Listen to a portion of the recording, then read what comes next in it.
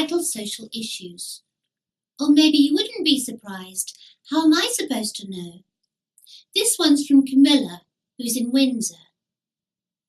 Dear Trudy, all our family adore your shows, especially my husband. I wonder if you could help solve a problem close to his heart, the decline in the number of bees. Well, Camilla, I'm a bit of a busy bee myself these days, but I managed to find the time to do 10 minutes in-depth research into the bee problem while I was bleeding my radiators earlier. It turns out that the government is blaming something called neonicotinoids. Now, it's just possible that some of my millions of viewers all over the world and elsewhere may not know what neonicotinoids are.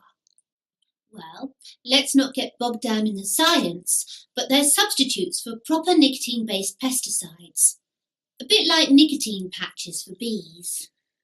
I didn't even know that bees were addicted to nicotine. But now I realise that must be why the beekeepers are always filling their hives with smoke. These tobacco companies will stop at nothing. If it's not beagles in a laboratory, it's children in Africa. And if it's not children in Africa, then it's poor innocent bees. And now there's some evidence emerging that smoking can actually be harmful. I read about it in Vacuous magazine. Or was it the International Journal of Environmental Carcinogenesis and Ecotoxicology reviews? I'm always getting the two muddled up. In any event, all that smoke can't be doing the bees any good. But then neither does decapitating and crushing the male bees to extract their sperm, nor does killing off and replacing the queen bees every 6 months, all in order to increase the production of honey. No wonder the numbers are declining. And why do humans eat honey in the first place? I mean, have you ever thought about what honey actually is? The bee visits a flower, bzzz, drinks the nectar, partially digests it. The bee then flies back to the hive, bzzz, and vomits up the partially digested nectar into the honeycomb, bleh, for future consumption by the bees. Unless it's stolen by humans, of course, or a bear. A big, strong, grizzly bear with massive paws and a huge...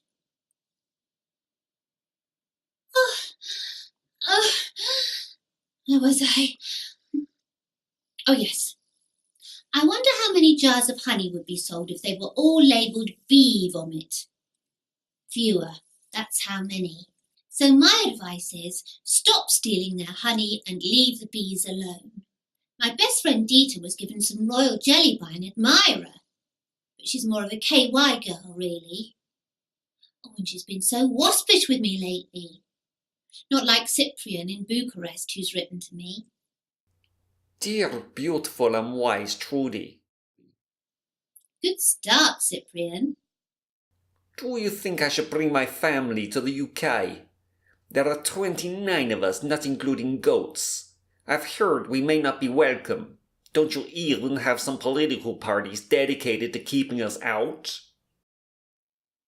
Cyprian, this is easy. You must come. Look, I don't follow politics much. Have you seen how our politicians dress? But I had a word with my best friend Dita, who knows a number of senior politicians, on a strictly commercial basis, she says, and you don't have to worry about the BNP.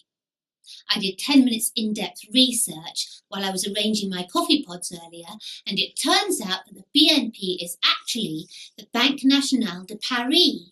Seems many of their employees are fond of short haircuts and tattoos, and lots of them have pit bull terriers, but I don't think they'll give you any trouble, unless you're daft enough to take out payment protection insurance, of course. And UKIP, well, obviously their policy is to advise people to have a little snooze. Apparently UKIP don't like foreigners very much, but they'll probably be having a little doze when you arrive and won't even notice. As for the rest of us, we're so proud of our country. We want to share it and show it off, even the north of England, I think. Though I'm not sure, as I've never been, but I think there's loads of room up there. And when I went to Norwich to collect my Reckitt and Coleman Cuts and Mustard Award for Best English International Celebrity Life Coach to the Star's Eastern Division, I saw whole swathes of land as far as the eye could see without a house in sight. Overpopulated? I don't think so. And then there's Wales. Almost nobody lives there. Apart from Welsh people, of course, but they don't take up much room. They tend to pack themselves away into chapels and coal mines. And they love foreigners, as long as they're not English. Same with the Scots, except they tend to pack themselves away into pubs and chip shops. So you see, there's plenty of room for all of you. And whatever you do, don't leave the goats behind. Are they those gorgeous fluffy Angora goats with the pointy horns? Oh, where was I? Oh yes, vital social issues. Which brings me to this email from Tracy, who's in Northern California. Trudy, we need your help in an intervention with a family friend called Moonstone. Her problem is not drugs or alcohol. No, it's much worse. She's addicted to New Age thinking. She's pregnant and about to have her baby in a birthing pool in a yurt. Any advice? Well, the best advice I can give you is to get over there straight away. If you're in the Santa Rosa vicinity, you can't do better than to call Brian's Taxis. 24-hour radio-controlled service, lady drivers available on request, airport pickups and drop-offs a speciality.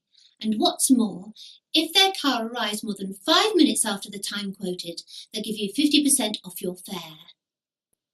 But Tracy, I don't expect your friend's name really is Moonstone, is it? If it is, get her to change it straight away. It can't be helping with her problem. Some of my millions of viewers all over the world and elsewhere may not realise how ridiculous these New Age beliefs are. These hippies will have you believe that we're all living in the age of Aquarius. But my best friend Dita and I don't have a fish tank between us, so that's clearly not true. And they believe in aromatherapy, which involves essential oils. Now, oils are great for dressing a salad or lubricating an engine, but as a curative that works through the sense of smell, are they crazy? Actually, yes, they are. They believe in crystal healing. Now, Billy Crystal is one of the better Oscars hosts, but he's no doctor. And these New Age hippies think they have an aura. Well, a lot of them do, but not the type that a bit of soap and hot water wouldn't get rid of. Then there's homeopathy. People who believe in homeopathy generally have water filling their heads, which through a process of dilution and succussion is extremely unlikely to contain even the memory imprint of a brain. Osteopathy and chiropractic. You're just being manipulated. You know, you can have inner peace and be at one with the universe just by following a simple ABC: affection, benevolence, and compassion. This is a real philosophy and money can't buy it. And talking of Deepak Chopra, see you next time. And remember, keep it light.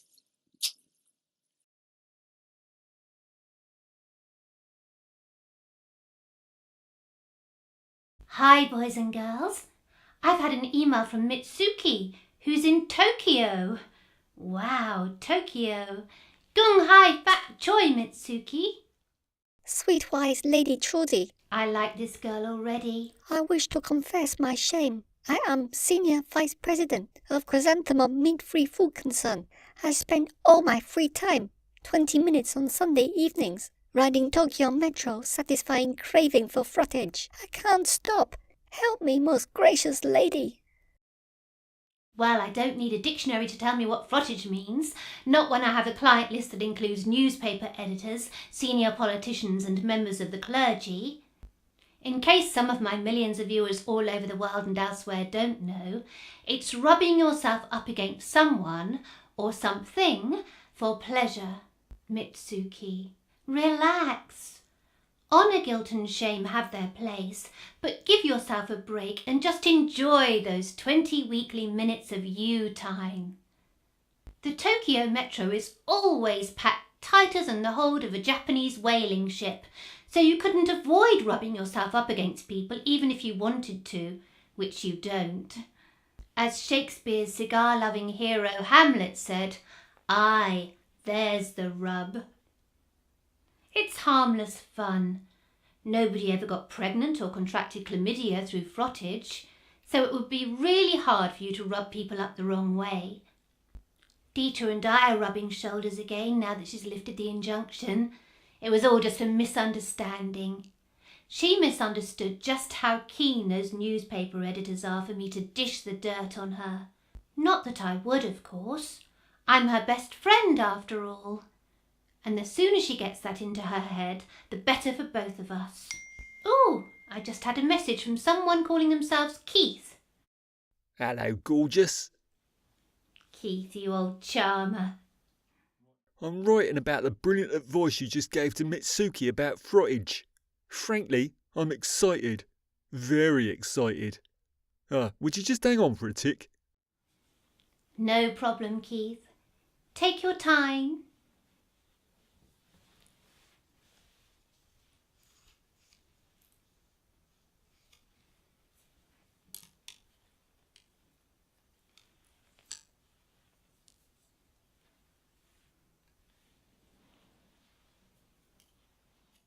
That's better. So I'm hoping you can tell me where I can go on our very own London Underground, the Tube, to get a bit of friction action. The London Underground. Yes. Isn't it great these days? When the doors open, they tell us to let people get off first. Isn't it wonderful? All these people getting off on the Underground. And the sense of humour of those station announcers telling us they've mined the gap. I always jump from the platform straight into the train as quickly as I can, just in case they really have mined the gap. The best places to go are on the Cosmopolitan line. Or Victoria. Victoria's very close to my best friend Dita and up for pretty much anything if those boys on the football terraces are to be believed. Arse and all. That's a tube stop on the Piccadilly line which sees some action. Or there's Barking. Absolutely mad over there. Any of the Ealing stations are worthwhile checking out, if Marvin Gaye's to be believed. I'm sure you've heard his hit song, Sexual Ealing. But don't go down to Angel. They're far too well behaved over there. And it's a good idea to avoid Shepherd's Bush. And also the stop between Leicester Square and Green Park. It's like Piccadilly Circus down there. But let's not be totally London-centric. I've had a message from David, who's in Rochdale, which is in the north of England. He sent me an e-by gum mail. Hey up, Trudy lass. How can me son drum up business to improve sales in my kitchen and bathroom showroom? Well, David, I've got a couple of ideas as to how you can tap into a bigger revenue flow and avoid plumbing the depths. The first idea is this. I was invited to a baby shower last week. They're all the rage, apparently. So target all those hundreds of thousands of teenage mums in Rochdale. I'm sure they'd all love to invite their friends round to watch them give their babies a shower. Now, I could finish there and take an early bath, but I've got another great idea for you. Why not diversify? If you can't stand the heat, get out of the kitchen and bathroom game. Cook up something new and convert your showroom into a club where gentlemen can meet girls, which I understand is very popular in Rochdale, though do make sure that your girls are actually adults, won't you? Follow my advice and you'll soon be able to afford to move somewhere nice. Oh, how about America? It so happens our friends at Manchester Removals, www.mancshifters.co.uk, are doing a bit of diversifying themselves into international removals. Packing crates included as standard, and if you pay them a little bit extra, they'll do the packing for you. All import and export documentation processed on your behalf, and they'll give you 10% off if you mention the Trudy Lite show. You could move to Lewiston, Idaho, from where Tyler has written to me. Trudy. Trudy? Is that it? Rude, if you ask me. I'm trying to raise awareness of labyrinthitis, so I'm hoping you'll wear an orange wristband to promote this awesome cause. What do you say? I'll tell you what I say, Mr. Tyler. Awesome? Do you really think that labyrinthitis is worthy of awe? Why say awesome when you mean worthwhile? But then you Americans are always making up uses for words for things that already have perfectly good words to describe them. Like, for example, you say restroom when you mean lavatory, and you say momentarily when you mean soon, and you say president when you mean fat, ignorant, pussy-grabbing racist. But back to your question. There's more chance of Adam Sandler making a good movie than there is of me wearing one of your wristbands. And not because orange is a disaster with my colouring, and not because the idea of wearing anything around my wrist that isn't beautiful or ornamental is unthinkable, and not because labyrinthitis is a puzzle to me. No, I'm all for supporting those whose lives are devastated by middle ear inflammation. It's just that the whole wristband fad is stupid. And I bet there's one for stupidity as well. If you want to do something to help these causes, then do something. And don't delude yourself into thinking that wearing a wristband is the same thing as actually doing something. You wouldn't see my best friend Dita wearing a wristband. She campaigns for PETA and appears half naked on their posters and website, and it has to be said on a number of other websites, without a wristband in sight. There are hundreds of wristband causes now. There's puce for a hangnail, talk for seasonal affective disorder, turquoise for a blocked sink. How about launching wristbands to protest against badly written novels? Maybe a grey one that comes in 50 shades, or a brown one that comes in one shade. Dan. Do you know who started all this wrist furniture nonsense? Lance Armstrong, that's who. 84 million wristbands worldwide, legitimising a cheat. That's enough to make anyone fly off the handle. And talking of Mae West, see you next time. And remember, keep it light.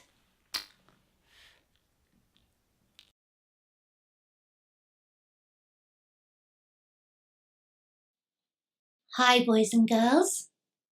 Do you know what's funny? Good comedy. For example, I've heard they want to do away with Roman numerals. Not on my watch. Do you see? Not on my watch. Roman numerals. Get it? I've had lots of emails about comedy, like this one from someone calling himself Brendan.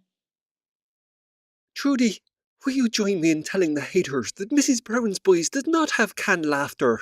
It just happens to feature recordings of the studio audience laughing. Really, Brendan? I watched an episode of Mrs. Brown's Boys for 10 minutes while I was defrosting my fridge earlier, and if the studio audience was really laughing at any point during this show, it must have been under duress, or under the influence of some strong psychoactive substance. Hand sanitizer, perhaps? Watching a sitcom with a laughter track always makes me feel like the victim of a cattle prod being prompted to laugh. Do you see what I mean? I'm not having a go at the writers of Father Ted or Frasier, which are among my favourite shows ever. But every time something funny happens, the canned laughter cattle prod is unleashed, and it really spoils it.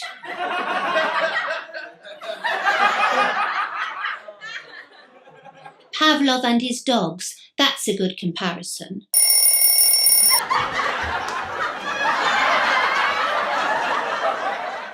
Or Pavlova and her meringues.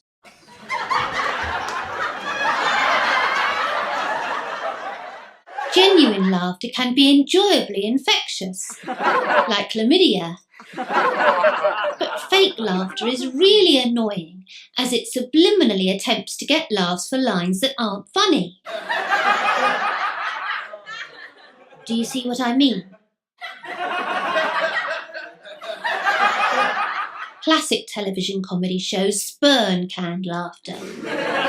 I enjoy watching Curb Your Enthusiasm and episodes so much more, being free to laugh whenever I want, without feeling manipulated by an imaginary audience.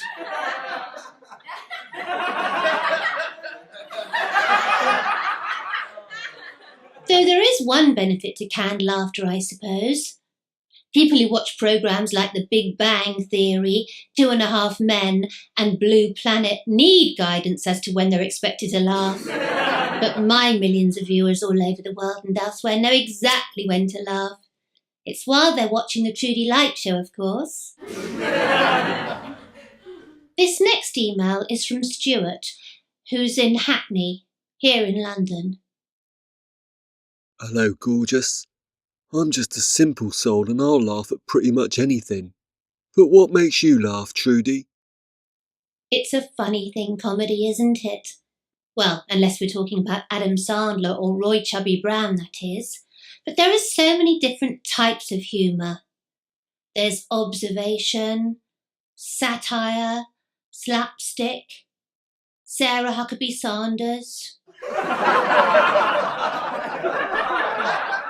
They always say that the essence of really good comedy is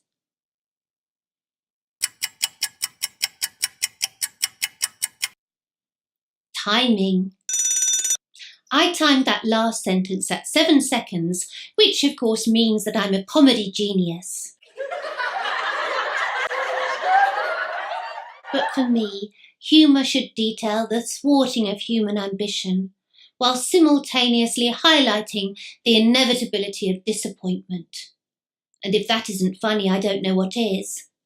But then neither does Amy in New York, who wrote to me. I'm thinking of giving this comedy thing a go myself. As a comedian with millions of viewers all over the world and elsewhere, I wonder if you have any tips for me. Amy, I'm not a comedian. Whatever gave you that idea? No, I'm an international celebrity life coach to the stars.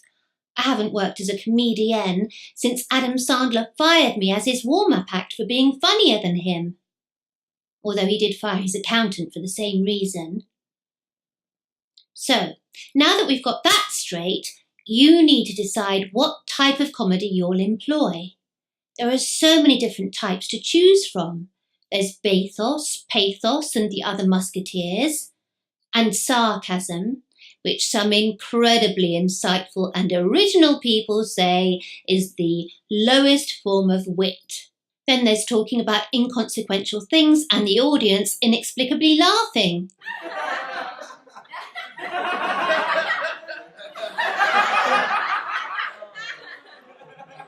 But you really ought to ask the wonderful Janet Bettersworth. I expect you know her as one of London's foremost leading comedians. And she wrote to me. Dear lovely Trudy, I should like you to comment on the plethora of pasquinades from prancing popinjays on the London comedy scene. Well, Janet, I hope this use of alliteration isn't contagious. Your jests, japes and jokes are justly judged as jolly jocose, Janet. But let me tell you what I think about the rest of the London comedy scene. I love nothing better than a good stand-up performance by a talented performer. Well, perhaps I shouldn't say nothing better. Not while we're allowed to keep chinchillas as pets. Oh, where was I? Oh, yes. The two most dreaded words in the whole world, Liberal Democrat aside, obviously, are open mic. They let anyone do it. Once someone came along to fix the electrics, got pushed onto the stage and talked a load of bollocks that didn't even raise a titter. I wonder what ever became of Stephen Colbert. And don't get me started on what they call improv shows. I went to one last week and it was terrible. The comedians, if that's what they're called, kept running out of ideas and forgetting their lines. They even asked the audience to help them out with suggestions as to what to talk about. It was like they were making it up as they went along. And talking of Rudy Giuliani, see you next time. And remember, keep it light.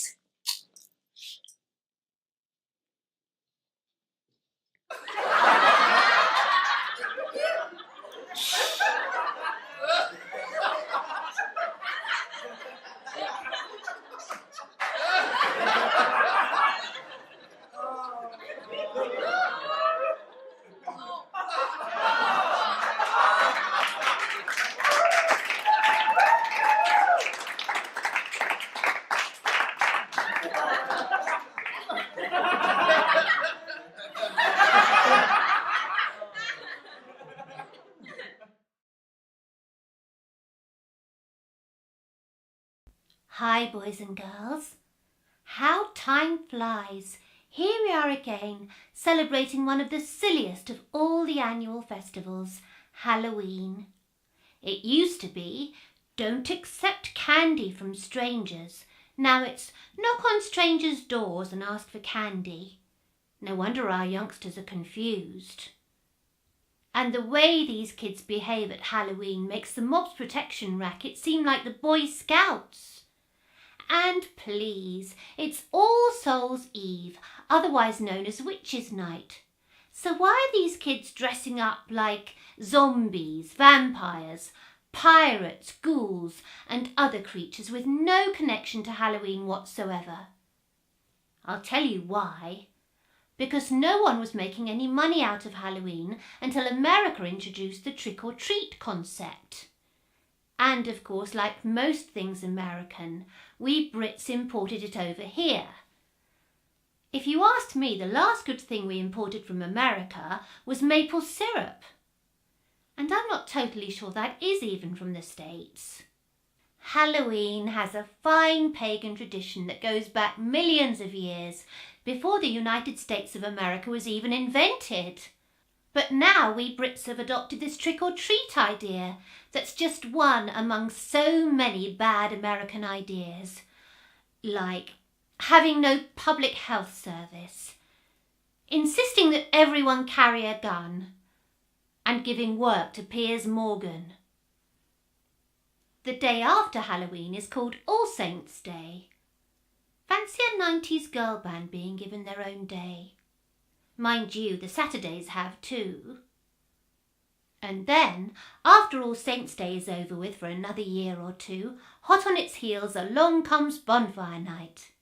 Now, just before I explain Bonfire Night to those of my millions of viewers living in the colonies, for production reasons I need to switch locations. Back in a sec.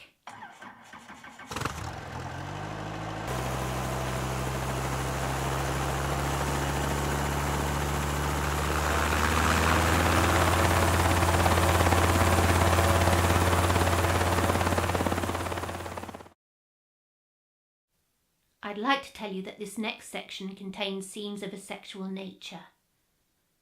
I'd like to tell you that, but I can't really because it's not true. It really isn't. Honestly, if you're wondering why these animals are here with me, there's a very simple explanation. Every year I selflessly stay indoors to look after them for my neighbours, to stop the poor things from being terrified by the fireworks. And that's the only reason they're here. Nothing of a sexual nature about it whatsoever. There really isn't. So don't listen to those nasty gossip mongers who put it about that on fireworks night I'm like a kiddie in a sweet shop. Right. Now, let's light the blue touch paper and retire a safe distance. Fairbanks, Alaska, that ought to do it. That'll be far enough away. Though I don't see why anyone would want to retire there. Remember the 5th of, whenever it was. Something to do with blowing up and setting fire to the London Houses of Parliament. See, I told you I'd explain all about Bonfire Night. And then after bonfire night is over and done with, along comes Thanksgiving. Thanksgiving all started when George Washington decided not to kill a turkey. And nowadays there's so much more that we've all got to be thankful for. There's the warmer climate, there's semi-automatic handguns, and most of all, there's the coming of our Saviour, Lord Trump Christ our Lord, and his so-called Space Force. If there's ever been a more exciting time to be alive, I don't know when it was. Just imagine, we're going to have Jedi Knights and androids protecting us from, well, fascism at the rate Trump's going. But let's not get bogged down in the politics. That'd be almost as bad as getting bogged down in the science. Oh, and while we're talking about science, do you know why you'll never find a photon with luggage? Because it's travelling light, that's why.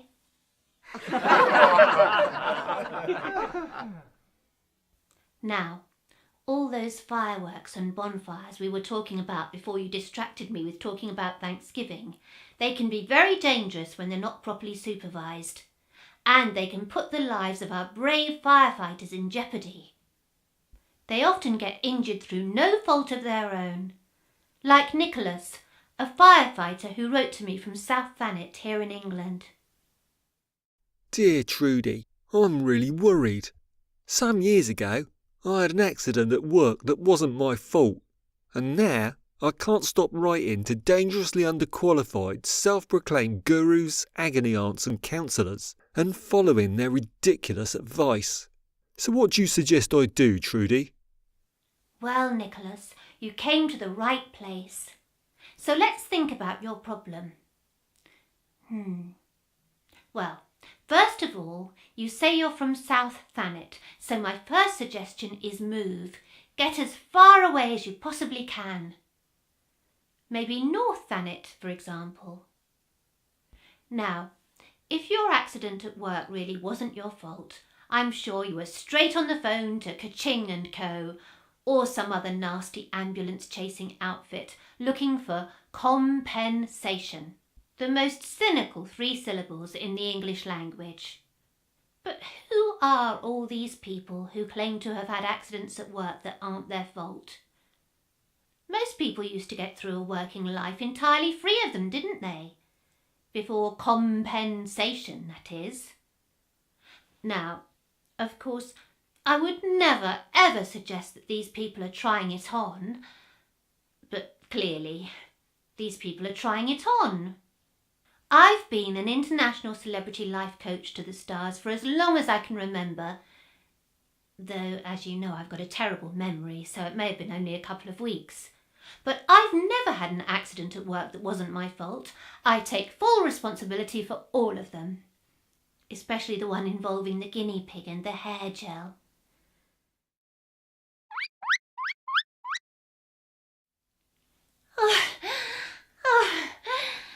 Where was I? Oh yes. Actually, I do have a friend, let's call her Angela, although her name's really Dita, who had an accident at work that wasn't her fault. It was the snake's fault. They eventually had to tie its tail to a stick and gradually wind it in. Lucky Angela.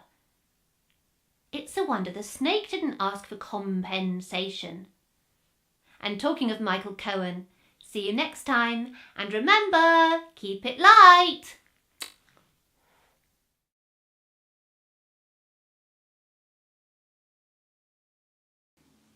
Hi boys and girls.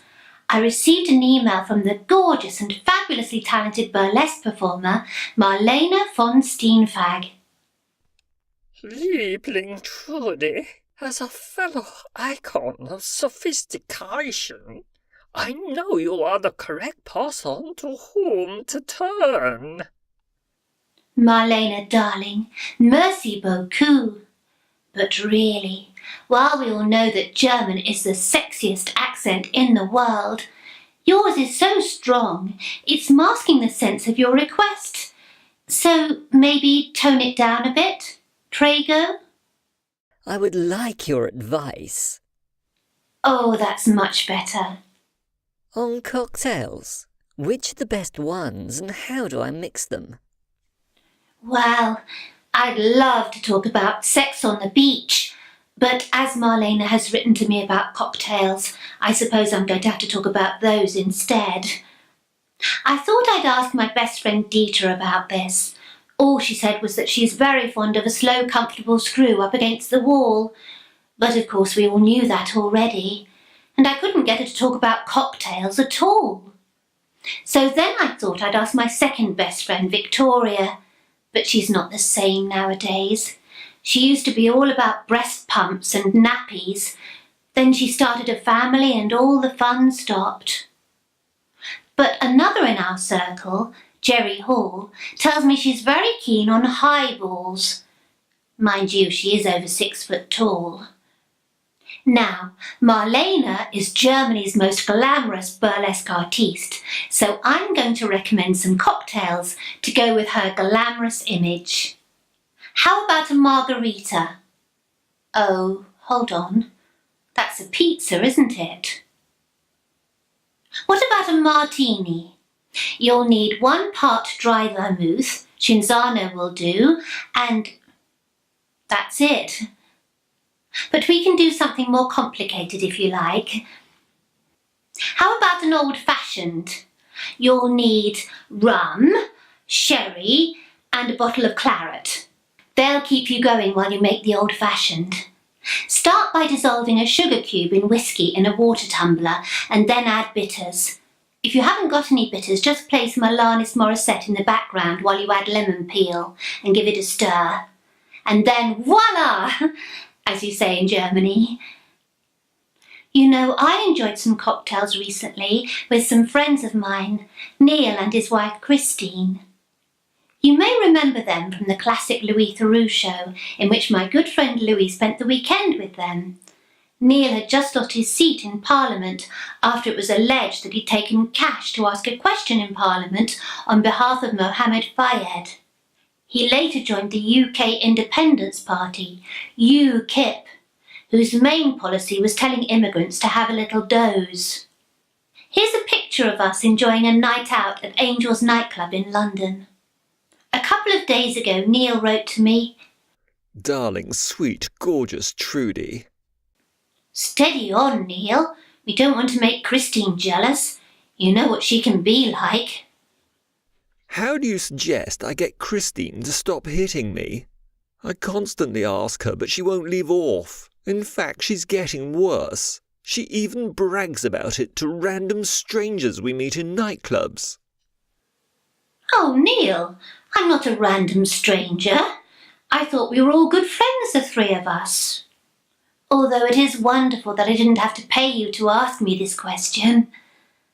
Look, don't get me wrong, I'm as much against domestic violence as the next person. Well, unless the next person is Henry VIII. As far as I'm concerned, there is never any justification to raise your hand to your husband. Although, having said that, I can see that there could be mitigating factors, to be fair to Christine. Mitigating factors? I hear you splutter. Yes, Neil, mitigating factors. Such as you being a member of UKIP for starters. Not only that, but actually sitting on their National Executive Committee. I presume you were handsomely paid, and of course some people have alleged that there's almost nothing you wouldn't do for a brown envelope full of the folding stuff.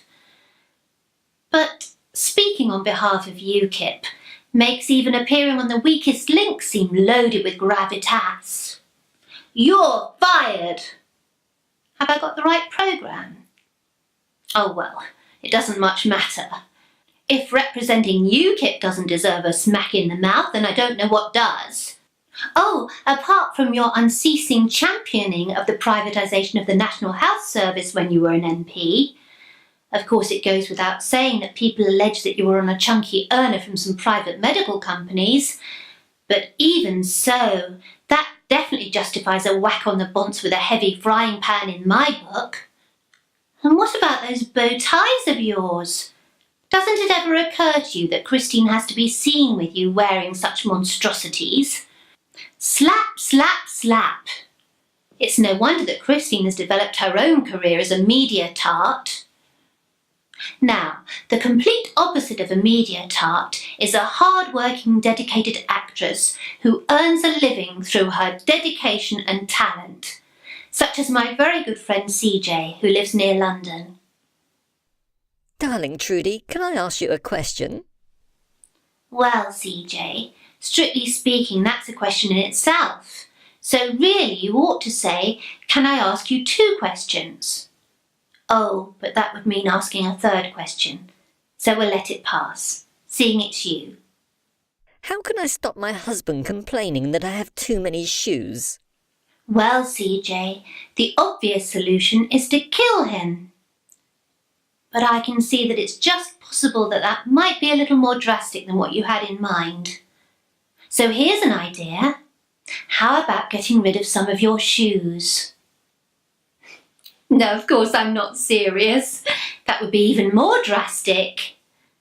My best friend Dita once told me that there was a time in her life when she had no shoes and was very unhappy. Then she met a girl who had no feet.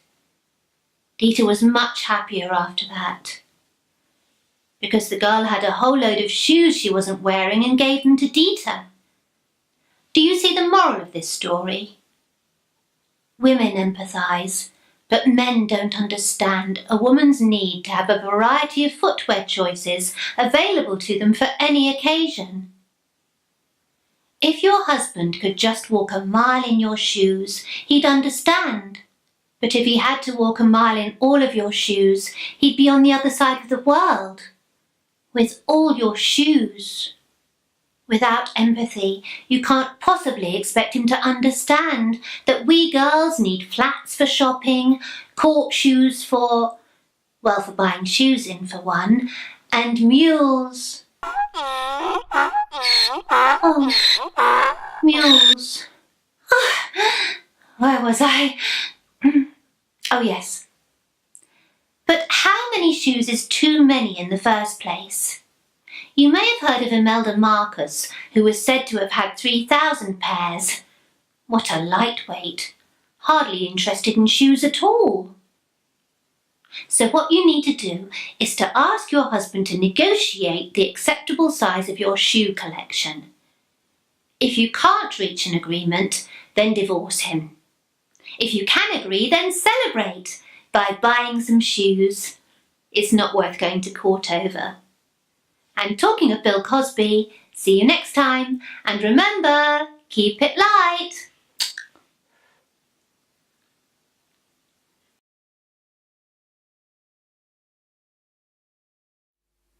Hi, boys and girls. I know what you're thinking. OK, maybe not as well as Facebook do, but my amazing skill of perception makes social network data mining look crude by comparison. Which brings me to an email from Darren in Bristol, Idaho. Hey Trudy, I hear people claim you have psychic skills. As you know better than anyone, this area is full of cheats, charlatans and Sally Morgan. So, can you prove to the skeptics that your gift is genuine? Well, Darren, that sounds like a great idea, but the proof will have to be incontrovertible. I mean, a simple prediction like Adam Sandler's next movie being an absolute stinker wouldn't surprise anyone when it came true. No, we need to have something far more convincing. So, please join me, boys and girls, in an in-depth demonstration of my mentalist abilities. Are you sitting comfortably? Right, here goes. Think of a single-digit positive number. If you don't know what that means, it means a number between 1 and 9. Got one? No, don't tell me what it is. Now, what I want you to do is to add 1 to that number. In other words, increment your chosen number by 1. Can you do that? Add 1 to the single-digit number you thought of. I don't want to put too much stress on your brain, but go on, give it a try. Now, you should be thinking of a number that is precisely one larger than the number you first thought of. Now, take your new number and multiply it by 9. You did arithmetic at school, didn't you? If you didn't, or you can't remember your 9 times table, you can use your calculator app. So, just to recap, you thought of a single-digit positive number, you added 1 to it, and then multiplied that number by 9. Are you with me so far? So you now have a 2-digit number, don't you? So, add those 2 digits together in your head. Got that? The new number you now have in your head, I want you to subtract 4 from it. Got that? Okay.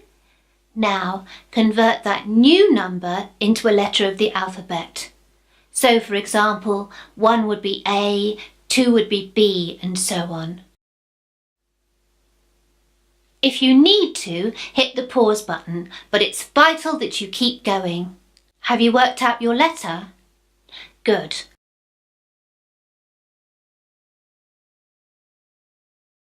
Now take that letter and think of an animal beginning with that letter. Got one? Good. Now move on 5 letters through the alphabet, from the initial letter of your animal, that is. Think of your new letter. Got it? Now think of a country beginning with that letter. Got one? Quickly now. Okay. Now move on another 5 letters through the alphabet, from the initial letter of your country, and think of your new letter. Okay? Right. Now think of a colour beginning with this new letter. Got one? So you now have an animal, a country and a colour in your head, right? What's strange is that you don't get many orange elephants in Japan. How's that for proof? Oh no, hold on. It's pink zebras in Angola, isn't it? No, sorry, it's yellow snakes in Italy. Oh, snakes with their scaly skin and flicky tongue. Oh, where was I? Oh yes, yellow snakes in Italy. And talking of Italy, I received an email from Cull in Zurich. Guten Tag, Trudy. What's he talking about? I've been having the most awful recurring dream. I'm being chased through a maze by a man with a machine gun whose face I cannot see. I know that if I stop running and he catches me, he will kill me. Trudy, please help me. What does it mean? Ah, dream analysis. Or to put it another way, the analysis of dreams. Well, you're in luck, because it's one of my specialties ever since last Tuesday, which is when my second best friend Victoria phoned me to say that she couldn't stop dreaming about stick figures and awful clothes and what did it mean. Well, I spent at least 10 minutes in-depth research while I was organising my closet and concluded that, well, that should remain confidential between Victoria and me, as it's very sensitive and personal. Suffice it to say that David may be a little bit disappointed on his birthday. So as I'm now an expert on the subject, I devoted 10 minutes in-depth research to analysing your dream while I was filing my nails earlier. Pay attention, Carl. This is very complicated. We have to look at signs and symbols, hidden meanings and tokens, and the vagaries of the subconscious mind and superego. And of course we don't want to get bogged down in the science, do we? Oh no. There's one school of thought that believes that all dreams are about sex. But most people have sex when they're awake, don't they? Well, unless they're sleeping with Julian Assange, of course. But no, this dream is not about sex. How could anyone make a link between a man with a gun and anything sexual? No, your terror of being chased by a faceless man with a gun through a maze in the certain knowledge that he'll shoot you if he catches you is actually, in fact, based on a profound fear of being chased through a maze by a faceless man with a gun and not wanting him to kill you. Either that, or perhaps it's caused by something you've been smoking. Which brings me to my next email from Nigel, who's in Bromley, near London. Trudy, do you think I should stop smoking and take up vaping instead? Well, Nigel, I'm not at all sure that vaping is any safer than smoking, you know. They're both just delivery systems for a powerful drug, and not one of the good ones. Nicotine's a poison which acts on the nicotinic acetylcholine receptors, specifically... Getting bogged down in the science? No, I don't think so. Look, I could explain all about the nicotinic receptors and the adrenal medulla and so on, but I don't think you're that bright, Nigel, so perhaps not. All you need to know is that whether you're vaping or whether you're smoking, you're still being controlled by a strong drug. And I don't mean political power. Although, to be fair, when you're vaping, at least you don't have to worry about ash, or the plural, ashes, which is my way of making a perfect segue to my next subject. Millions of my viewers all over the world and elsewhere have written to me on this subject.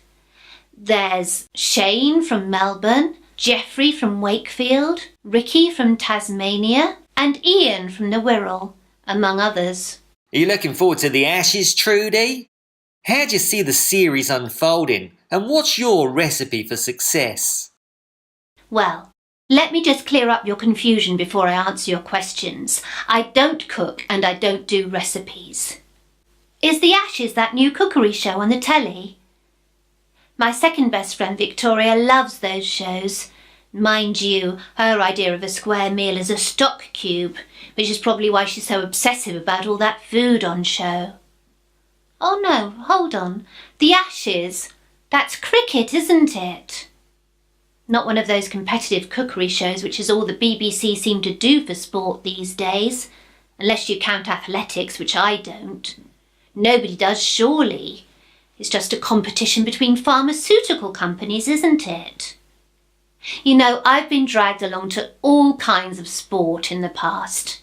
Rugby, that was the worst. It's just a public display of violent homoeroticism, isn't it?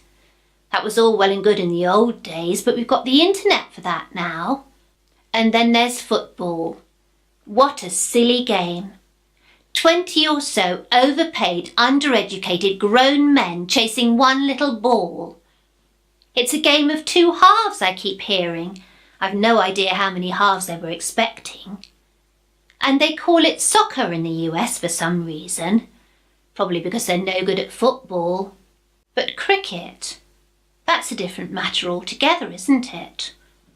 All that rubbing the front of their trousers with their balls in their hands. Talking about positions and good lengths and full tosses and finger spin. In case you didn't know, when England play Australia, they play for a trophy called the Ashes. Test matches, they call it. I suppose once they've tested the matches and got some ashes, they start the cricket. I remember my best friend Dita telling me she had some trouble getting into Australia. Immigration asked her if she had a criminal record, and she said she didn't know you still needed one. Well, those Australians got quite abusive. And talking of Mel Gibson, see you next time, and remember, keep it light.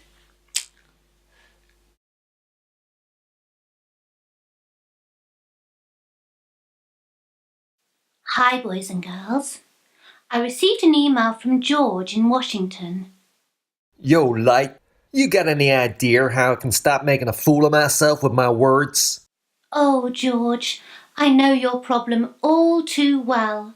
It's called putting your foot in your mouth, and not in a good way. For example, I was at Heathrow Airport for a flight to LA to film the very first episode of the upcoming Trudy Lite chat show. All I did was send a tweet saying that I was getting on the plane to shoot the pilot. Special branch and armed police all over me. Again. And not in a good way. Oh yes, and then there was that time I was visiting the Yorkshire coal fields with my violin. And I said on my show that I was looking forward to fiddling with some miners and I'd be sharing the photos. Well, Operation U-Tree saw it. And there I was, under lock and key, again, and not in a good way. So I do sympathise, but I'm probably not the right person to help you with this particular problem.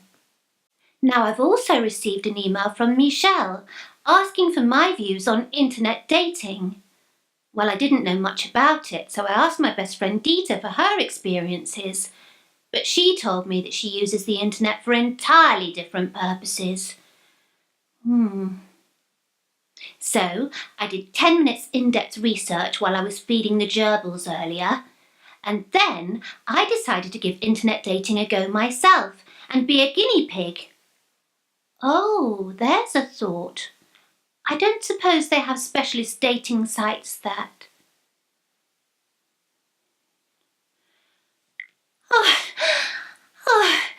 Where was I?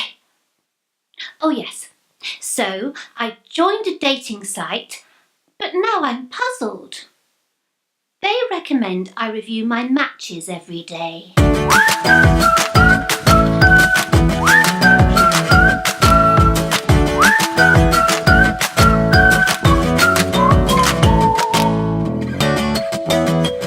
Oh, I just don't see how this is going to work. And while I'm on the subject, there are several other things that have been bothering me lately and left me completely baffled. For example, I know the battering the financial sector's taken, but surely nobody's going to want an insurance policy as a pet. Pet cats and pet rabbits, maybe, but pet insurance? And then there are all these signs everywhere saying plant hire.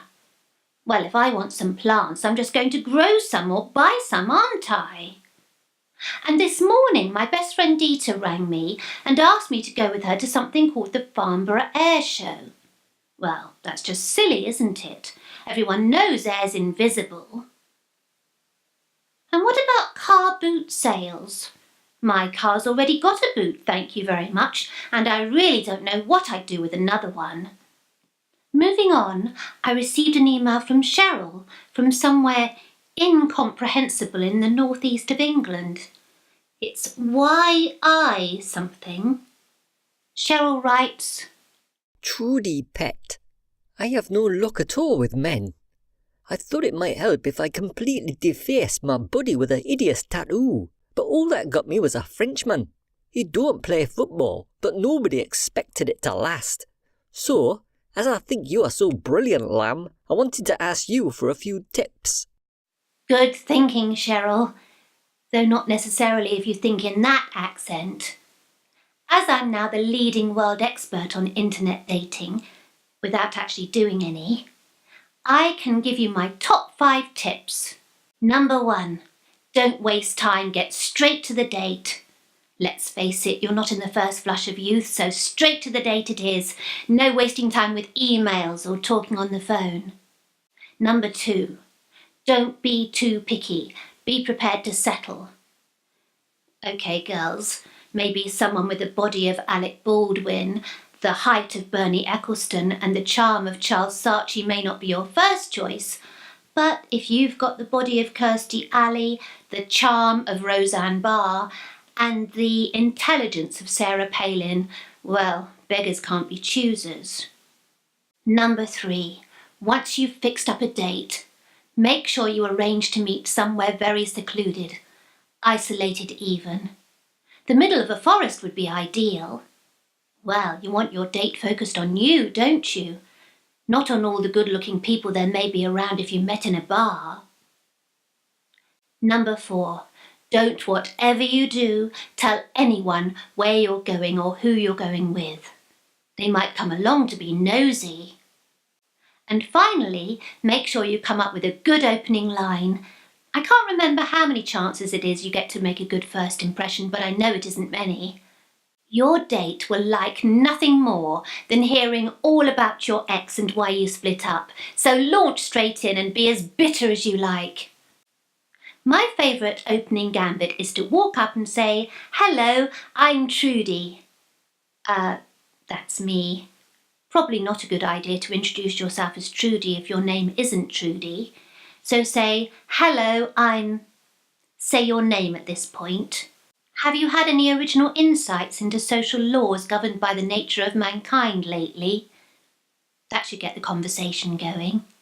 Now, this next section contains material very likely to upset some of my millions of viewers all over the world and elsewhere, mainly because it's in an outrageous Southern Belle type accent. You see, I got an email from Megan, who writes, Trudy, ma'am, I was keeping my options open, and I heard you talking about internet dating just now, and I got to thinking, you most likely got some good words for me, too. "Well, Megan, I sure do. Oh, it's infectious, isn't it? Well, now that I've been acknowledged as the leading world expert on internet dating, I can reveal exclusively that there are 2 ways to go about it. The first approach is to make sure that you and your potential life partner have absolutely nothing in common. That worked for Michael and Catherine Dita, for example. There's also a lot to be said for taking it one step further and going off species. But I'll have to leave that there. My probation officer may be watching. The second approach to successful internet dating is sharing things. And I don't mean chlamydia or pubic lice, though they can be fun, of course. No, what I mean is that you should find someone with whom you have interests in common. Or, to put it another way, common interests. The internet dating sites these days have incredibly sophisticated software to match people on all kinds of different criteria. Without getting bogged down in the science, they're called algorithms. They're like ordinary rhythms, but these ones were invented by Al Gore.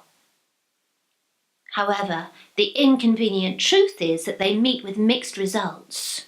I mean, that Farage chap ending up with a German wife shows that they're not exactly foolproof. Roy Chubby Brown was matched with a good joke, but didn't recognise it, so the moment passed. Adam Sandler was matched with a whoopee cushion, but returned it because he realised it was funnier than him. Piers Morgan was matched with himself. And then Nick Cage got matched with a plank of timber, but returned it, complaining that it wasn't wooden enough for him. Though, to be fair, they chopped it in half and successfully matched it with Ted Cruz. They made 2 short planks, you see. FIFA used one of these websites to find a date for the 2022 World Cup, and it ended up being matched with Qatar. And talking of Gianni Infantino, see you next time, and remember, keep it light.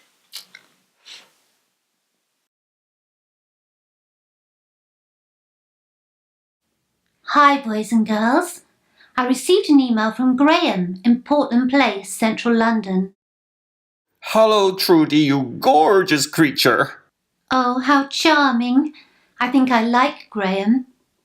I'm paid millions of pounds to talk superficial rubbish to people who want free publicity for their terrible new movie or book.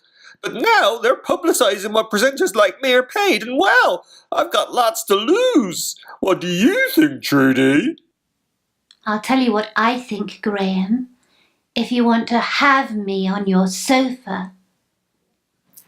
What? Really? Him as well? Oh, you're joking. Oh, come on. How was I supposed to know he's gay? All right, then. Let's talk about BBC finances.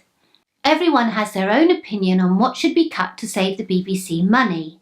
Still open all hours has been mentioned a lot, obviously, and I agree that would be a good place to start. If they then got rid of the One Show, EastEnders and Mrs. Brown's Boys, well, then we're talking. And talking about talking, if the BBC then did away with all those What I Reckon programmes, in which the public are invited to express an opinion by phone, Twitter, text message, email or racing pigeon, well, then we'd really be on to something. The next obvious step would be to clear all the sport off Radio 5 Live, all the religion off Radio 4, the music off Radio 3, everything off Radio 2, and the DJs off Radio 1. And then we'd be in business. After that, they ought to stop showing all those repeats. After that, they ought to stop showing all those repeats. After that, they ought to stop showing all those repeats.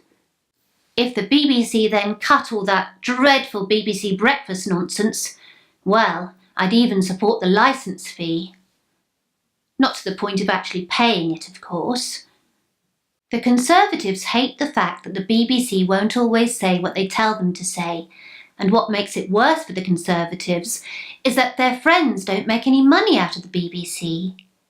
I don't think they'll be happy until Rupert Murdoch's running everything, with commercial breaks every 4 minutes like in America. Or even better, no programmes at all, just adverts, like the Super Bowl. Now, I've been told to tell you that this next section contains language which some of my millions of viewers all over the world and elsewhere may find offensive. Bollocks to that. I received an email from Mark about talent shows, asking me what I think of them. Well, I must admit, I don't watch that much television these days. I live such a glamorous and busy life.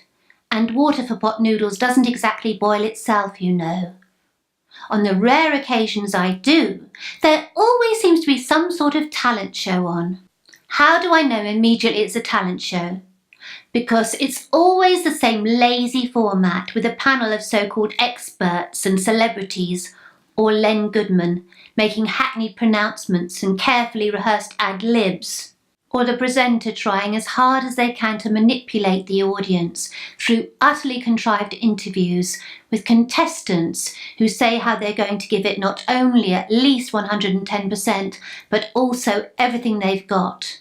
The presenter then tries to persuade the audience to vote by phone for the contestants who've just given it not only at least 110%, but also everything they've got, so they can make an absolute fortune charging premium rates for the calls.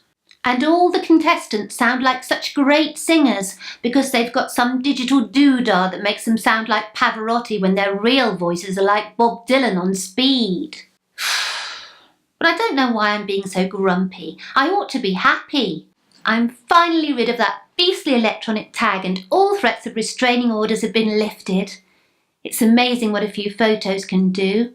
Isn't it, Dita? So now I'm free to film on location. So bear with me. No, I don't mean there's actually a bear with me. But if there were... Where was I? Oh yes. So just hold on a moment while we take a short break. Ben Nevis windows. Our customers can't stop looking at them. Prepare to be amazed. Transparent, made of solid glass. You can see your reflection. Decorators love them. Couples love them. People with glasses love them. You won't want net curtains in the way. You'll want to tell your friends about them, maybe even sketch them. They're rain resistant, frost resistant, and you can wash them as many times as you like. They won't fog up if you breathe on them, and they're blow resistant. They're just amazing. Ben Nevis Windows, Scotland's best. I've come to this wonderful spot because I've received emails from many of my millions of viewers all over the world and elsewhere asking for my opinion on Breaking Bad. Well, my initial reaction was just the same as yours. That's right. Overwhelming feelings of sorrow for the demise of the adverb. It should be Breaking Badly, shouldn't it? Although breaking well is more likely to prevent road traffic accidents.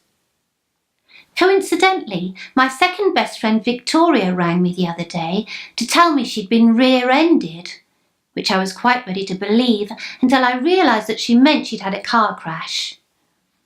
I asked my best friend Dita about Breaking Bad, and she explained to me that it's actually a television programme and that it's won prestigious awards and a few Emmys too. And it's got to be better than watching The Sopranos. I've always struggled with opera. I tried the Three Tenors once, but it was a total waste of £30. So I decided to sit down and watch all 5 series of Breaking Bad.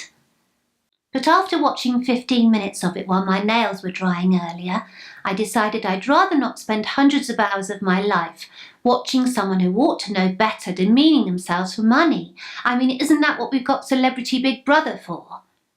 Except that Breaking Bad is actually a morality tale, whereas Celebrity Big Brother wouldn't know morality if it bit it in the arse.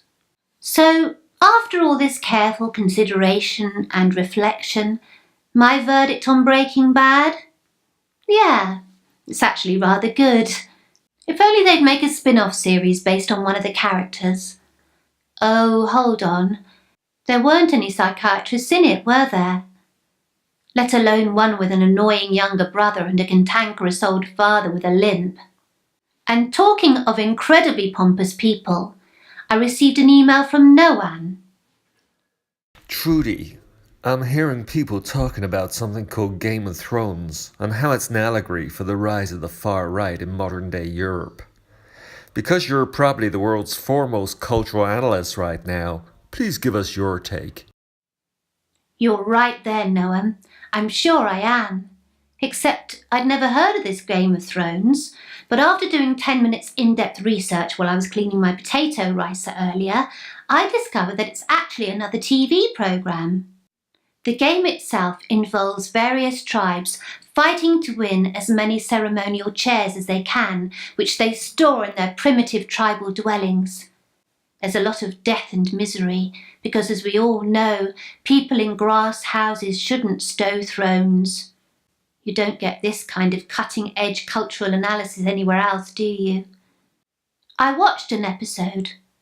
Well, I say that, but it seemed to last upwards of 15 minutes and, well, those coupons don't exactly cut themselves out, do they? It's set in Westeros and Essos, and it's about... Actually, I don't give a toss. It's basically a tits and swords show. What? I can't say that.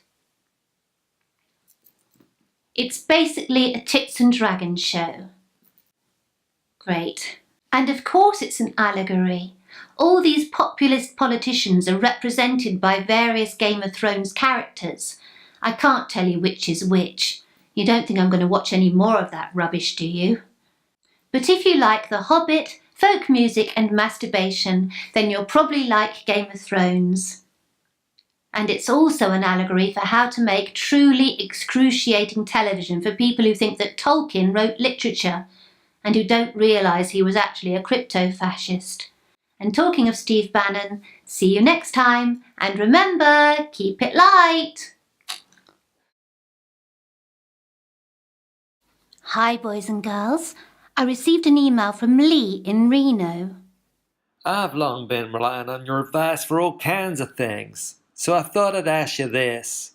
They want to start fracking near where I live, and I'm worried. Should I be? Well, Lee, I thought fracking meant something completely different. You know what I'm like. That's right. I thought it meant hydrofracturing when it actually means hydraulic fracturing. Silly me. But I did 10 minutes in-depth research while I was waiting for the verdict at the magistrate's court earlier, and now I can speak with authority on the subject. There are some reports that fracking can cause earth tremors and even earthquakes. Oh, I feel just like the BBC's disasters correspondent. Of course, right now she's in Hollywood reporting on Adam Sandler's latest movie. But don't we all love it when the earth moves? I know I do. And then they say that fracking can poison our drinking water. But how can something that happens in Texas, or wherever Reno is, possibly affect the water that comes from the mountains in Italy, where all our Evian comes from? Nobody really knows whether fracking is safe or not, and I get a little bit annoyed when I hear all these people asking for concrete evidence. I mean, just look around you. There's evidence of concrete everywhere. Buildings, roads, the yak enclosure at the zoo. Oh, yaks. Oh, where was I? Oh yes, fracking.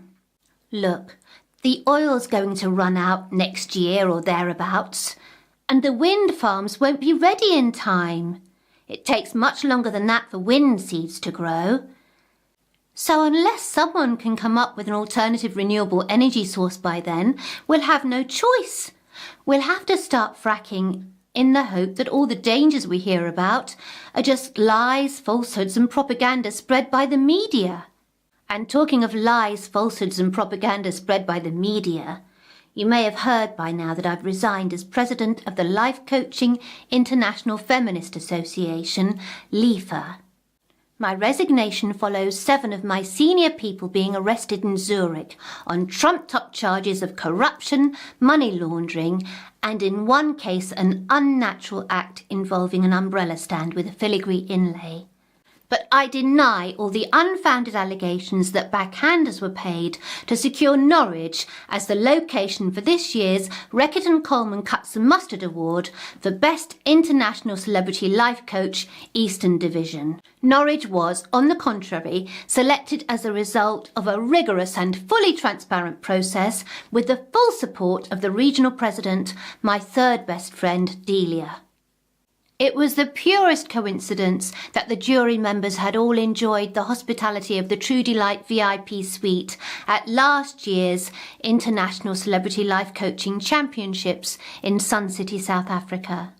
Now, we all know about the high level of fatalities during the construction project at Norwich, but I can assure you that every one of those migrant workers from Suffolk was treated with the utmost dignity and respect. And every one of those bereaved families was compensated with a lifetime supply of mustard from the sponsors. Now, let's move on to the selection of St. Petersburg for the Cathedral City Big Cheese Award. Just because my senior people were photographed driving around in Zill limousines wearing top-of-the-range Seconda watches does not mean that any impropriety took place.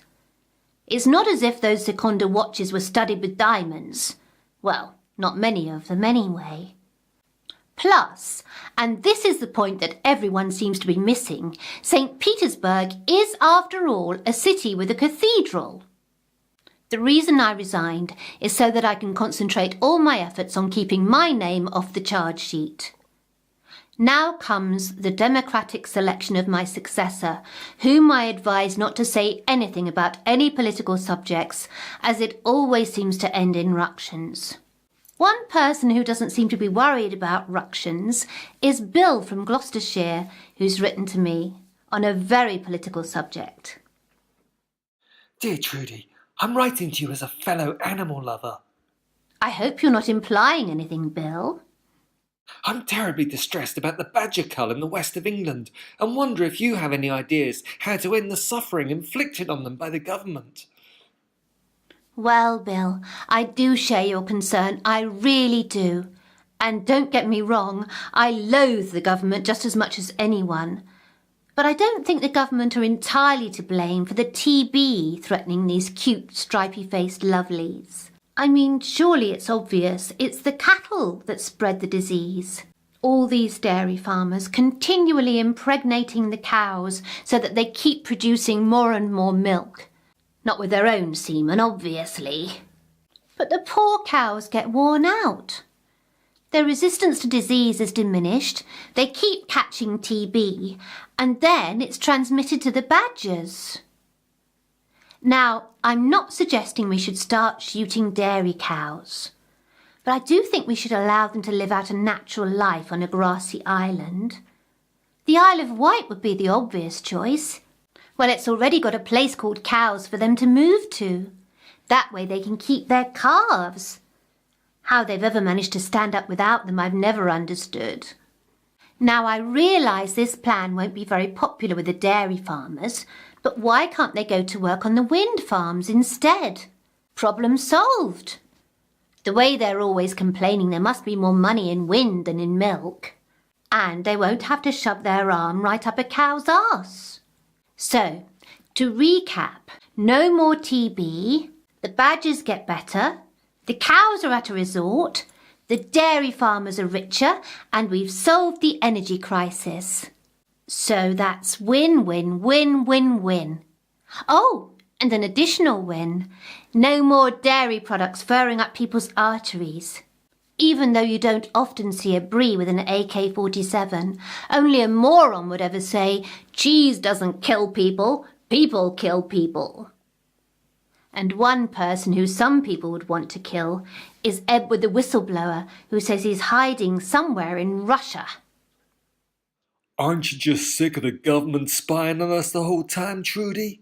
If it's not CCTV, they're listening to our calls. I bet they even saw this email. Edward the whistleblower? Are you the same Edward who gave money to Ron Paul's campaign for the Republican nomination because he believes that the best form of government is no government at all? Well, Edward, the UK has 1% of the world's population and 40% of the world's CCTV cameras. We still have some crime, so clearly we have nowhere near enough CCTV cameras. They also keep the poisonous toads away. Ask yourself, when was the last time you saw a poisonous toad in an area covered by CCTV? Do you see my point? And there is something ironic about you choosing to hide in a country where the state controls everything. A bit like a whistleblower cozying up to those well-known libertarians, Ecuador, in order to avail himself of their embassy. And talking of Julian Assange, see you next time, and remember, keep it light.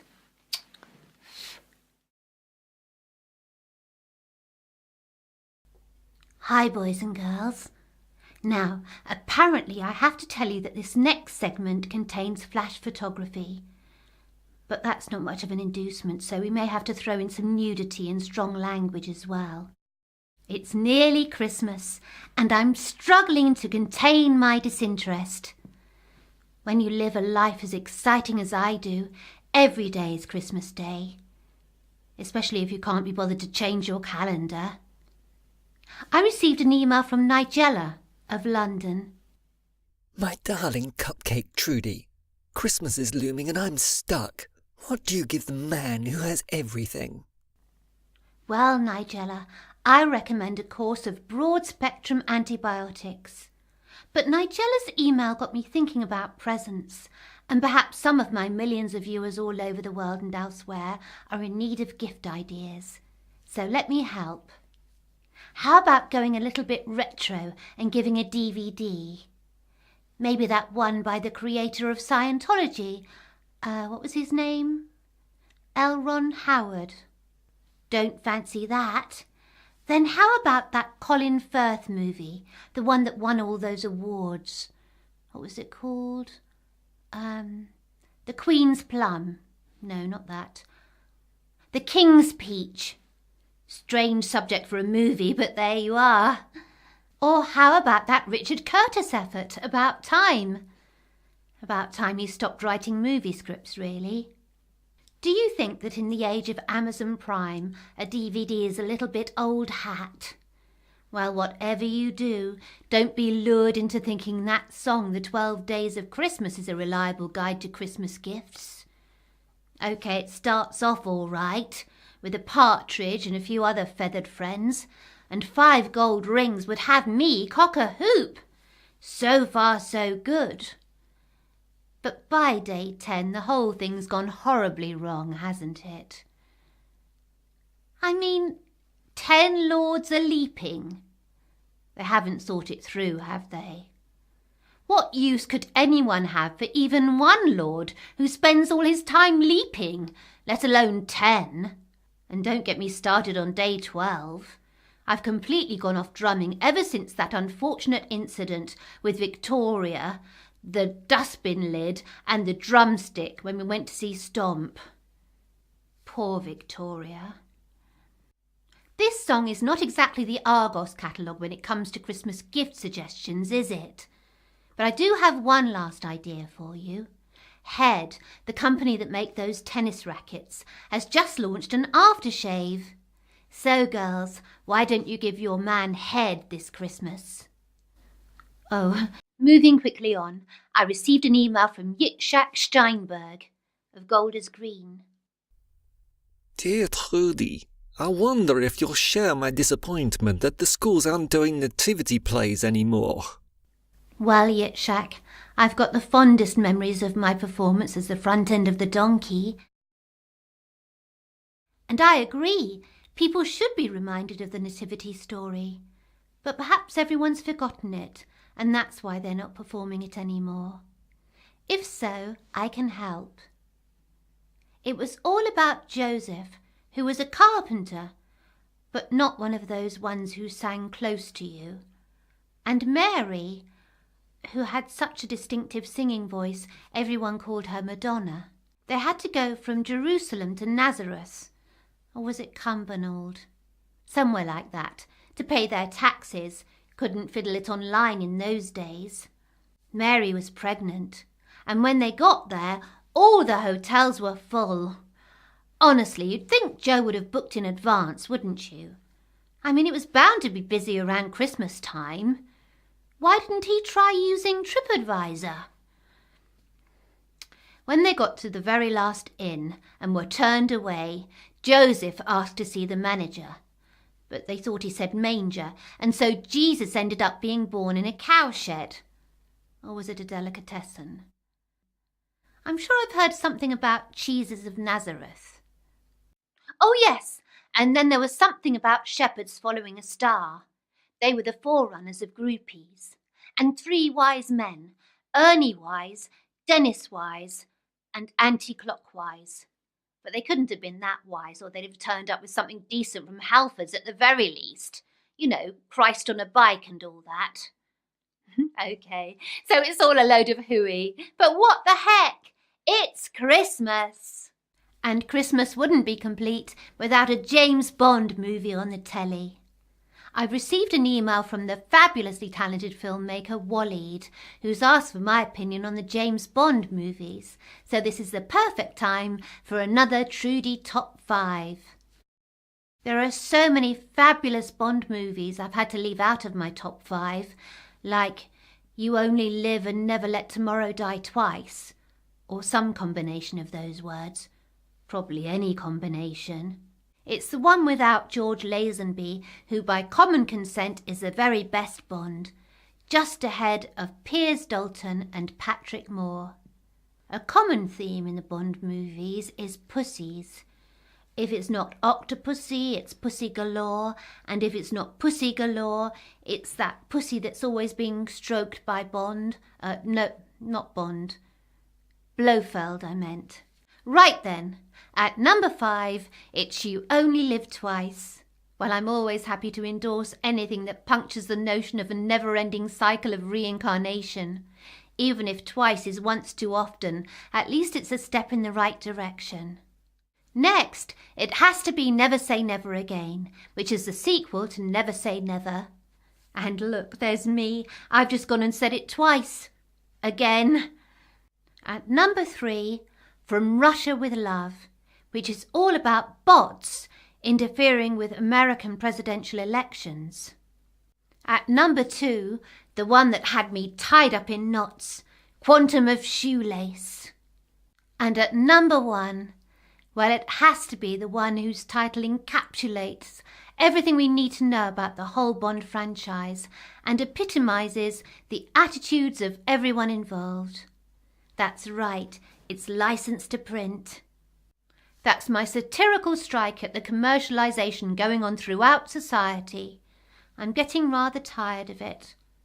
Once Christmas is over, I'll be getting emails from all the big retailers, and I think it's very nice of them to remember me at that time of year. Except they'll be offering me so-called discount prices on all the tat they couldn't sell before Christmas. Once the sales begin, you know it marks the end of the festivities, celebrating the birth of the little baby Jesus in the year, was it 1066? Well, whenever. The big store in his day was called Herod's, and it was owned by some shady Middle Eastern character who liked giving himself unearned honorific titles and killing children. Nowadays, you don't even have to leave home to shop in the January sales. You can join in the fun over the internet. If you can tear yourself away from redtube.com for long enough, that is. Of course, the biggest sale this year is the New Year's Honours List.